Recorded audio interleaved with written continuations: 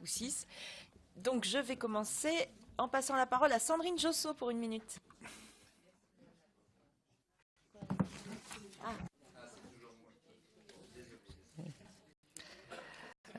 Selon l'exposé des motifs, la NCT doit permettre à l'État d'agir en partenariat avec les territoires afin de les aider à développer leurs projets en tenant compte de leurs spécificités et de leurs atouts. Elle doit favoriser l'action territoriale de l'État et de ses opérateurs au plus près des collectivités territoriales et des acteurs locaux, en apportant sur le terrain une réponse et un soutien adapté, différencié dans une logique partenariale et souple. Pour ce faire, vous avez posé comme condition à la réussite de l'agence la présence des représentants des élus locaux dans ces instances. Pourtant, des questions demeurent sur les ressources financières qui seront mobilisées, ainsi que sur le rôle que les élus tiendront au sein de cette agence, et enfin sur les actions prioritaires qu'elle mènera. Qu'en est-il de tous ces sujets ? Merci, chers collègues. Monsieur Morvan, vous avez la parole pour répondre à ces questions. Merci, Madame la Présidente. Pas mal de questions portent sur le rôle et la place des élus locaux dans la gouvernance, ou des parlementaires d'ailleurs. Moi, je pense que les élus locaux et les parlementaires doivent avoir une place majeure, je n'ai pas dit majoritaire, une place majeure au sein du fonctionnement. Oui, c'est pour ça que au sein du fonctionnement de l'agence. Mais je rappelle une chose quand même. L'agence est constituée à partir de services de l'État ou d'opérateurs de l'État. Il n'y a pas de services ou d'opérateurs des collectivités territoriales qui soient intégrés à l'agence. Donc, par exemple, aujourd'hui, le Commissariat général à l'égalité des territoires, qui est une direction d'administration centrale de l'État, n'a évidemment pas d'élus à son conseil d'administration, il n'y en a pas. Donc, le fait déjà de créer un conseil d'administration d'une agence où on intègre 2 services de l'État, que sont l'Agence du numérique et le CGET, est une nouveauté et une importance majeure. Car, effectivement, les élus, dans le cadre du conseil d'administration, vont voter, donner leur avis sur toutes les affaires qui concernent aujourd'hui le CGET ou l'Agence du numérique, en direct. Donc, pour nous, évidemment, il faut que les élus soient très largement représentés, mais ce n'est pas, à notre avis, aux élus d'être majoritaires dans le fonctionnement du conseil d'administration de l'agence, puisqu'il s'agit d'une agence d'État.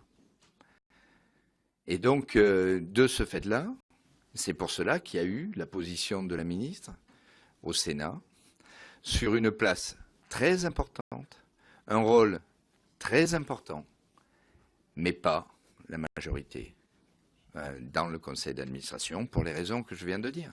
Mais évidemment, on peut toujours voir le verre à moitié vide, le verre à moitié plein, mais c'est une véritable nouveauté que d'avoir la présence d'élus sur les actions qui aujourd'hui sont de la compétence du commissaire général de l'égalité des territoires, d'avoir à justifier auprès d'eux les actions qui seront menées, puisqu'elles seront intégrées à l'agence. Donc voilà pourquoi on est sur cette position. Et c'est vrai que vous parliez du financement. Est-ce que l'agence doit avoir l'attribution de la DETR et du FSIL? Alors je vais vous dire une réponse qui va peut-être vous étonner, mais elle l'a déjà dans le mode de fonctionnement que l'on prévoit. Puisque qui attribue le FSIL et la DETR aujourd'hui? Le préfet. Et que va être le préfet demain? Délégué territorial de l'agence. Donc il ne va pas, d'une certaine manière, avoir à la fois s'impliquer, se mouiller pour mettre en place des projets au bénéfice des communes ou des EPCI, et en même temps oublier qu'il a ce moyen-là, effectivement, à sa disposition. Donc la réponse est oui et non, évidemment, mais elle est quand même sur le fait que le préfet, délégué territorial de l'agence, pourra utiliser la DETR et le FSIL sur les projets, au bénéfice des territoires de projets qui portent les projets, éligibles évidemment, parce qu'il y a des règles d'éligibilité à la DETR et à la DSIL. Règles relativement limitées, mais il y en a. Il y a même une commission. Sur le calendrier, évidemment, moi j'ai pas la sensation, parfois j'ai lu dans le journal, que c'était long. Mais enfin, je suis arrivé le 23 avril, j'ai remis un rapport sur un sujet difficile quand même, je crois. La fin juin, il y a eu donc juillet-août, et il y a une proposition de loi qui a été votée le 8 novembre. Donc on est allé pas mal vite quand même, vraiment, assez vite. Et maintenant, pourquoi on est allé assez vite et pourquoi il faut aller très vite? Parce que, vous l'avez dit vous-même, les élus, les territoires attendent, les habitants attendent la création de l'agence. Et de ce fait, c'est pour cela que le gouvernement a annoncé ou a mis en place, je ne sais plus comment on dit, la procédure accélérée pour cette proposition de loi. Donc après, ça ne dépendra pas que de moi, ça dépend évidemment du calendrier parlementaire. Moi, on m'a dit que c'était au mois de janvier 2019 que la proposition de loi serait examinée à l'Assemblée nationale. Après, il y a un décret en Conseil d'État, ça veut dire incompressible 2 mois, ça veut dire mise en place au printemps 2019, effective, si on y arrive évidemment. Vous m'avez demandé, est-ce que l'ANA et l'ANRU, est-ce qu'aujourd'hui on peut les intégrer? Notre choix est de dire qu'il faut un équilibre dans la constitution de l'agence entre ce qui est intégré et ce qui est fédéré. Et l'ANA et l'ANRU, pour nous, aujourd'hui, le temps n'est pas venu d'une intégration dans l'agence pour les raisons que j'ai indiquées tout à l'heure, mécano institutionnels, guerre de tranchées, perte de temps pour tous les projets qui sont menés aujourd'hui par l'ANA et l'ANRU. Notre volonté, c'est que l'ANRU vraiment mène son programme NPNRU qui a déjà connu beaucoup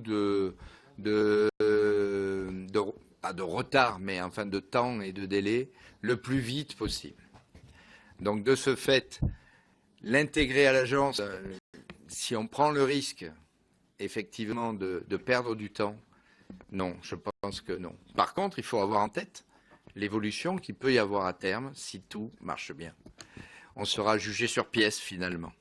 La question des normes est une question importante. Il y a le Conseil évidemment d'évaluation des normes ou le Comité national d'évaluation des normes que je connaissais bien en tant que DGCL.